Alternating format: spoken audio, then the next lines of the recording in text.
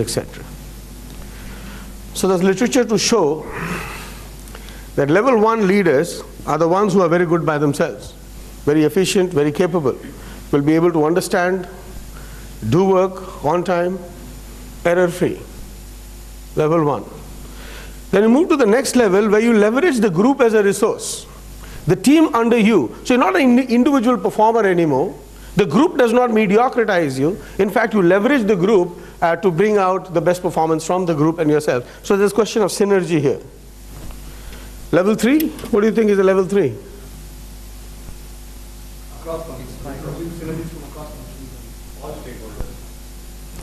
Okay, we are getting there. Level 3 is someone who does not seek more resources, but is actually more resourceful, which means in the same amount of resources available is able to produce far greater outcomes. Is resourceful. Then you have the level 4. This is the person who has a vision, who creates a strategy, goes ahead and finds people who will work the strategy to achieve the vision. This is level 4. So the definition of leader that we have so far, the one who's larger than life, the one who's audible and visible, the one who leads and motivates, the one who will use the bell curve, who will inspire people, take them to the next level. This has a 50% success or 50% failure rate. You break away from this, you have the idea of the level 5 leader. The level 5 leader has nothing in common with the level 4. In fact, the level 5 leader is shy, awkward, withdrawn, comes across as hesitant and unsure. But the level 5 leader has incredible will. And this is a paradoxical combination of humility and will. The person is humble and shy. In fact, the person doesn't get noticed within the system. In fact, the person does not overestimate himself, in fact, positively underestimates himself. So Darwin Smith, in their research, one of the names that was thrown up was Darwin Smith. They said that Darwin Smith was so unknown that not even students of business history had heard that name. And yet Darwin Smith is a classical level 5 leader who managed this turnaround. It is said that Darwin Smith was very humble and shy and awkward, but when it came to it, he had great will. When they finally took him, the board said that Darwin, you're going to become the CEO of Kimberly-Clark. Kimberly-Clark has been underperforming the stock market. We are unable to turn around. You now the CEO of Kimberly-Clark. And Darwin was surprised.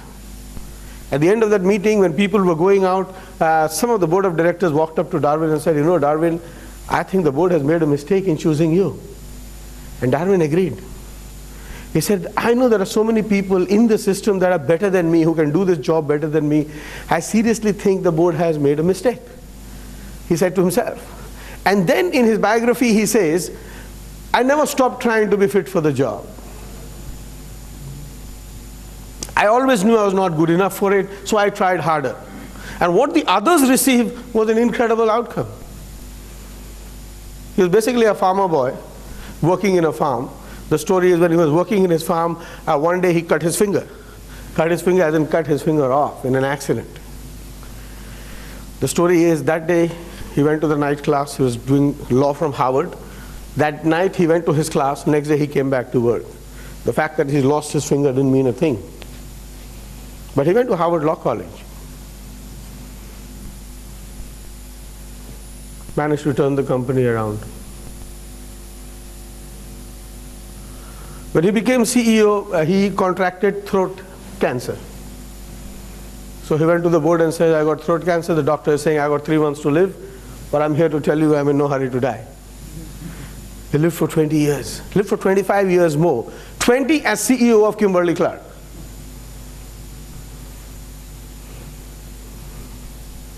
They had a plant called Kimberly. He noticed that the plant couldn't be turned around. But it was a family-owned business, and he was hired CEO. So at a dinner table, he announced that Kimberly is going to be shut. We were cutting their turkey or whatever stopped. I mean, that's the one we started. There's sentimental values, emotional values. He says, no, you're going to discard it. And people said, no, can you not? This is, we have to discard. And he did. Once he said, you chose me. Let me do what needs to be done to turn the company around. And I had to be shut. In the Bible, there's a saying that man does not live by bread alone. Can anybody complete it? But by every word that proceedeth from the mouth of God. Not by bread alone. So when you have the attributes of humility and incredible will, by will you mean incredible will. You fight your cancer. Of course you do chemotherapy. And for him, he would drive. He'd drive to another city, do his chemotherapy, wait and recover a little bit and drive back to do what he was supposed to do at Kimberly-Clark. Incredible will. So you have will and you have humility. But not by level 5 alone. There were certain other things that the level 5 leader brings with him. And the one thing that he brings with him is what's called paradox. The Stockdale paradox. Prisoners in the Nazi camp, prisoners in the Vietnam War. In the camp they noticed that only 1 out of 25 prisoners survived. 24 died. Which means all around you people are dying. The situation is bad. And many of them are dying of starvation and disease. So they went and interviewed these one persons who had survived, saying that, how come? What were you doing to your own inside? And what was happening? And they said that, we saw around us that the situation was very bad. In fact, it was so bad. And this is where the chemical takes over, it seems. Well, everybody will say, it's so bad, now what? Now there's no hope. For them, it is so bad, it can't get worse. It will become better. And that is paradoxical. Because every evidence is saying it's finished, and there is hope. So between faith and fact, the fact is telling you, well, you're in for trouble. Prepare for chapter 11. The fact is telling you this, the faith is telling you another. So there's a paradoxical combination of fact and faith. Fact and faith. And the other thing that they also believe in is what is called the hedgehog effect. The hedgehog effect is the hedgehog and the fox. The fox is very crafty, very cunning. The fox can do many things. The hedgehog can do only one thing. But the one thing that the hedgehog does is incredibly well. So in a fight between the fox and the hedgehog, invariably the hedgehog wins. Invariably the hedgehog wins. And therefore the learning is, let me figure out which are extraneous distracting variables. Which of these are there for sentimental reasons or non-strategic reasons. And very quickly eliminate those that are gangrenous part to the main body of business. So focus. What will give me the maximum return on this investment? Short term, long term, all my energies needs to go there.